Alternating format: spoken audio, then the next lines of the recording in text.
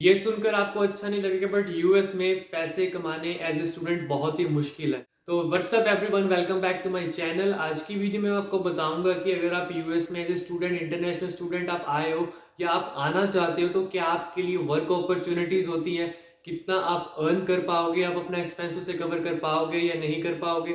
तो अगर मैं बात करूं वर्क अपॉर्चुनिटी की, तो यूएस में आपको बहुत ज्यादा वर्क अपॉर्चुनिटी नहीं मिलती कंपेयर टू अदर कंट्रीज, क्योंकि जो आप यूएस में अपनी पढ़ाई के लिए आओगे, जो आपका पहला साल है, आपको सिर्फ on campus he job opportunity मिलेगी। आप ऑफ कैंपस काम नहीं कर सकते और ऑन कैंपस जॉब बहुत ही कम होती है और उनका जो पे रेट है वो बहुत ही कम होता है। फॉर एग्जांपल, अगर नेशनल एवरेज रेट आपका $12 है तो वो आपको सिर्फ 8, 7 या मैक्सिमम $9 देंगे। और उसके वो भी विद टैक्स। फॉर एग्जांपल, उसमें से आपका टैक्स भी कटेगा, विदाउट टैक्स नहीं। उसके टैक्स जितना भी आपका कटेगा, फॉर एग्जांपल जैसे मैं इस टाइम ह्यूस्टन में हूँ, यहाँ पे 18% आपको टैक्स पे करना पड़ता है। तो अगर आपने महीने का फॉर एग्जांपल 1000 बनाया तो उसमें से आपका 18% है वो टैक्स जाएगा, रेस्ट ऑफ मनी आपको मिलेगी।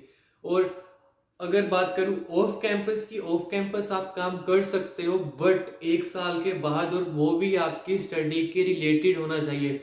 फॉर एग्जांपल, आप यहाँ पे इंजीनियरिंग करने आए हो या आप मेडिकल में नर्सिंग करने आए हो, तो अगर आपका वो जॉब है वो आपकी स्टडी के रिलेटेड ही होनी चाहिए। CPT, OPT, CPT curriculum practical training, OPT optional practical training. इन दोनों का क्या होता है कि आपने अपनी स्टडी कंप्लीट की, 1 साल आपने कंप्लीट किया, आप अपने डीएसओ के पास जाओगे, आप उसे बोलोगे कि मैंने अपनी स्टडी की है, मैंने उसकी प्रैक्टिस स्टार्ट करनी है, तो मुझे सीपीटी या ओपीटी प्रोवाइड किया जाए। But still it's not easy to get the CPT and OPT, because देखिए, लॉजिकल बात है, यूएस की इकोनॉमी स्टूडेंट्स के ऊपर बहुत डिपेंड है। यूएस भी अपने इंटरनेशनल स्टूडेंट से बहुत ज़्यादा अर्निंग करता है। तो ऑब्वियस ही बात है कि जिस कंट्री को इंटरनेशनल स्टूडेंट से अर्निंग आ रही है, उसकी इकोनॉमी रेज हो रही है, तो वो कोशिश करेंगे कि जितना पैसा हो सके उतना ज़्यादा पैसा मिले। जब मैं स्टार्टिंग में आया था, मुझे तो यहाँ पे ऑन कैंपस जॉब मिली ही नहीं थी। ये बिल्कुल सच है।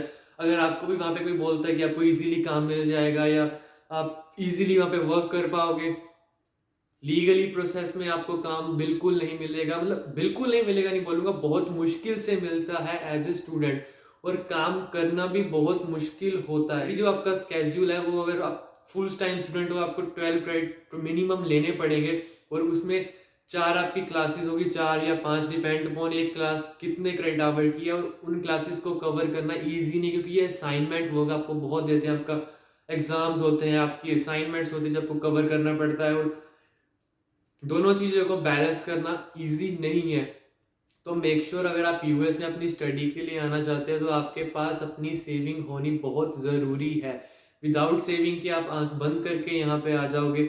अगर आपके कोई रिलेटिव्स है यहाँ पे, आपको कोई जानता है, मे बी वो आपको हेल्प कर सके, पर आप जैसे मैं यहाँ पे आया था, मेरे को कोई जानता नहीं था, तो मेरे को बहुत दिक्कत हुई स्टार्टिंग में। क्योंकि यहाँ पे ये ऐसा नहीं कि कनाडा में तो जैसे बहुत पंजाबी है, या ऑस्ट्रेलिया में हमारे इंडियंस बहुत है, यूएस में बहुत कम स्टूडेंट पढ़ने आता है। रीजन बीइंग कि US is the most expensive country. But students को यहाँ पे बहुत ही डिफिकल्टी फेस करनी पड़ती है। इवन कनाडा में भी सेम है, कनाडा में भी काम मिलना इजी नहीं है। मैंने तो इवन रिसेंटली पढ़ा था कि आप ट्रस्ट नहीं करोगे कि कनाडा में हर महीने 4 से 5 स्टूडेंट की डेड बॉडीज वो हमारे इंडिया भेजते हैं।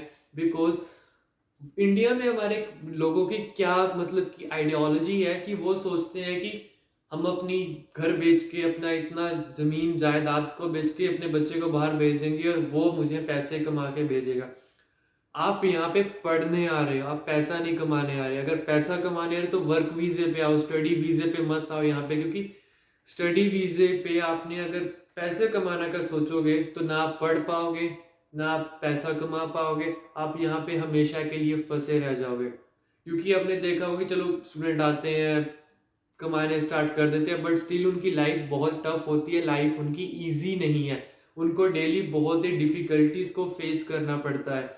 बाकी कंट्रीज में तो मे बी पीआर भी इजीली, बट यूएस में आप पीआर भी इजीली नहीं ले सकते। यहाँ पे पीआर के लिए भी मिनिमम मिनिमम 7 से 8 साल आपको लगेंगे ही लगेंगे।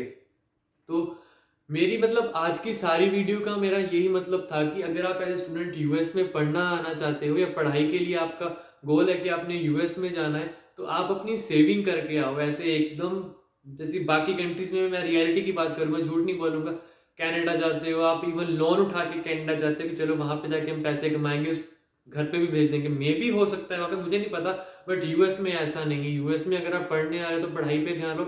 और अगर इसमें पॉजिटिव भी है, इसमें कुछ नेगेटिव नहीं है। अगर आपने एक बार अपनी पढ़ाई कंप्लीट कर ली, चाहे 3 साल की है चाहे 2 साल की है, आपका उसके बाद अर्निंग पोटेंशियल इतना ज्यादा होगा ना कि इतना आप अपना सिर्फ काम करके 5 6 7 10 साल में नहीं कमा पाओगे जितना आप 1 साल में कमा लोगे अपनी स्टडी कंप्लीट करने के बाद। तो पैसे को भूल जाओ, पढ़ाई पे कंसंट्रेट करो। उसके बाद यहाँ पे बहुत पैसा है। यहाँ पे इंडिया के जैसे नहीं कि आपने इतनी सारी डिग्री कर ली है या आप पढ़ाई करके बैठे हो, आपको जॉब नहीं मिल रही, आप सेक्रीफाइस कर रहे हो।